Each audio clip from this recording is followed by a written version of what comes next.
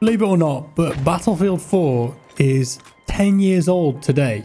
29th of October 2013 is when this game released. And the footage that you're watching now, it's pretty special. I had to really dig deep for this. So this was footage that I recorded at E3 2013. This was the first time that DICE had made the game playable outside of the studio, and the first time that anyone could record it. And I was over there. You could play Siege of Shanghai, and that was it.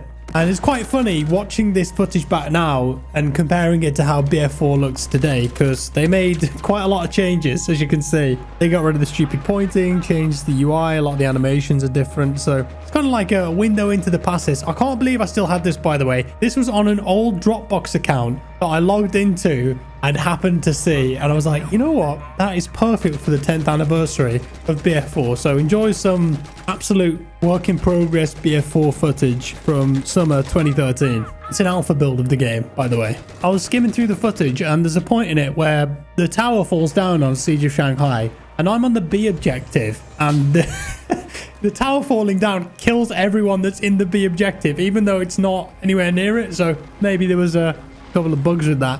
And speaking of bugs, BF4, when it launched, it was an absolute disaster. It was a nightmare. Compared to today, complete 180, one of the best Battlefield games ever, in my opinion. I was thinking back to how bad it was, and I remember some of the worst bugs. So aside from the whole general instability, bad frame rate, bad netcode, lag, etc., there was a lot of stuff that caused hard crashes on launch. There was one crash where if you had a specific graphics card that was quite a popular one at the time, or a certain driver, if you looked at the Siege of Shanghai tower when it started to fall down, your game would crash. It would just hard lock up your system.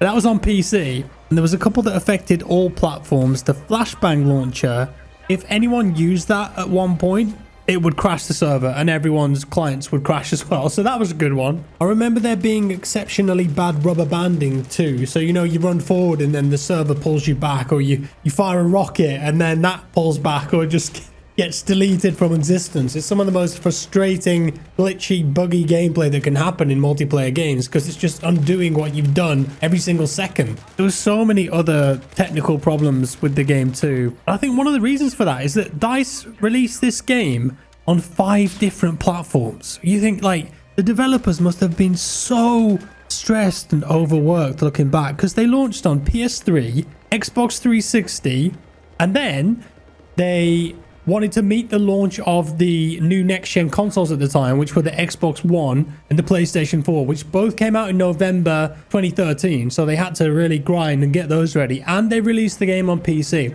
5 platforms. Just, you look back and you think, why? Like, that is crazy. That is just insane.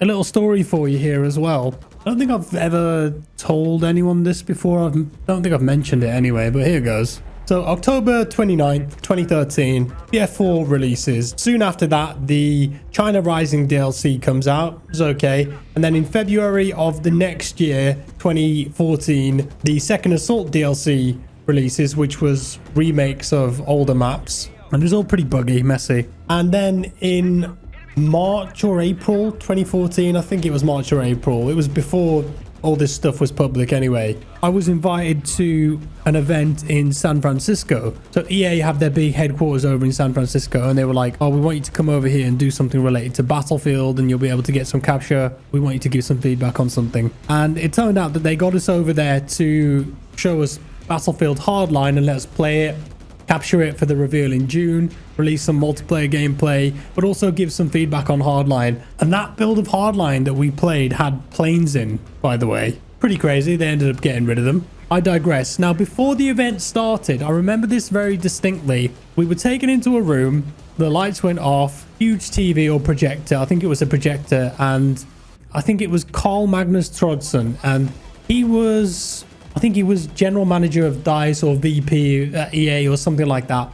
I think it was him. He came out and basically said to the whole group, look guys, we know that BF4 is completely chalked, but before we show you this new thing, we've taken the decision to make something called the CTE, the Community Test Environment. And that's the first time that anyone had learnt about that. Of course, soon after they announced it. And the Community Test Environment really saved BF4. I think it redeemed the name of the Battlefield franchise for a lot of people who'd been turned off by how buggy it was. Because BF3, as amazing as it was, also when it launched, not a great launch. Many technical issues. BF4 though, probably in a worse state. You know, maybe one of the worst multiplayer launches ever. But they committed to CTE. DICE Stockholm and mainly DICE LA worked on fixing a lot of the technical problems with the game. And fair play to them. They did it and then some. They absolutely smashed it out of the park. A lot of the technical problems were fixed, and CTE allowed them to have a separate branch, a separate build of the game where they could test builds and the community could jump in, test and play for free. You've got all these people QAing your game, finding bugs, reporting them, and when they were happy that that build of the game was stable, they'd push it to live. So that was great, but it also enabled them to test gameplay changes. They actually ran a lot of gameplay changes first in the CTE branch before putting them in live. Sometimes they even put new content in them, like new guns. Is this OP? Is it underpowered? Is this vehicle going to be a problem? That kind of thing. Test it in there, put it on the main game when everyone's happy with it. They buffed the hell out of the netcode too. I remember playing BF4 on 120 hertz tick rate servers, and the hit registration was incredible. And I think they bumped the official DICE EA servers up to 60 hertz. So even on the official servers, the hit rate was pretty damn good. At the time, some of the best in the business. Massive turnaround from where the game was at launch, when it was just rubber band laggy hell. And after that point, you know, they followed up with some banging DLCs. Naval Strike, some really cool water gameplay in that. Fantastic interior levels too. They brought back Carrier Assault, which was kind of inspired by Titan mode, I think it was called, from 2142. We used to play Titan mode all the time back in the day, man. That was great. Of course, we had the Megalodon on Nansha Strike in that DLC, which was just an insane series of events leading up to that Easter egg involving the community. ARG stuff as well. It was the start of the Phantom program too. Then they released Dragon's Teeth. I mean, Dragon's Teeth has some great Pearl Market, great infantry map. Propaganda, I think that's one of the best BF maps ever, in my opinion. Then they did Final Stand, and they went a bit futuristic with it, with the railgun, the launch pods, the hover tank, the little flying drone thing with miniguns on it. And there was more after that. Like, they could have just stopped there, but they did the night map on Zavod, was it? They did like a nighttime version of Zavod. And they did a remake of one of the BF2 maps as well, Dragon Valley. But in BF4, they called it Dragon Pass. That was a classic BF map, and it had bridges that you could destroy and rebuild. Maybe that was the inception of fortifications that they added to BF5 in the end.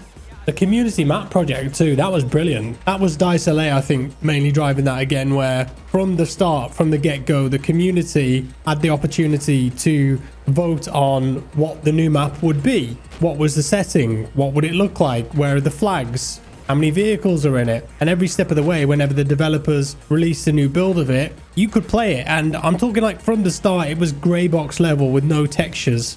And the community went through that whole process. Eventually, they released the map. It was called Operation Outbreak, another great map that came out after the launch. And just going back to the Easter egg thing too, you know, I mentioned the Megalodon and the Phantom program. Some of those Easter eggs were incredible. Being a part of that when there was so much hype around it, the Phantom program, the elevator, figuring out the code, going down there, trying to unlock the other code to get the Phantom bow, the whole community coming together, trying to find all those little buttons that were hidden, trying to figure out that insane light puzzle they did. And then the dog tags and the Phantom camo. Oh my, it was just like on another level. So props to DICE and DICE LA. I think even Visceral worked on it before they were sadly shut down along the way. Yeah, BF4 was fun, man. Had some really fun ideas in it. The battle pickups, really enjoyed those. Locker, great infantry map. Zavod, awesome classic Battlefield combined arms map. Evolution, yeah, and some maps it actually made the map worse, but it was so awesome to see that spectacle and have it be player controlled, like the flooding on Flood Zone, the Paracel Storm ship coming in and crashing into the beach, the lightning storm. Yeah, good times on that game. I know there's still a few people that play today, especially on PC. I don't know if it's active on console still, but on PC there's probably a few thousand that still play BF4 dedicated. Anyways, there it is, 10 years later. Here we are, still talking about it. Let me know your thoughts below, guys. Thank you so much for watching. Really appreciate you being here. Got some fun videos lined up in the next week or so. Look out for them. Subscribe if you're new. Let me know your best memory down below of BF4. Drop me a like and I'll see you next time. Bye bye.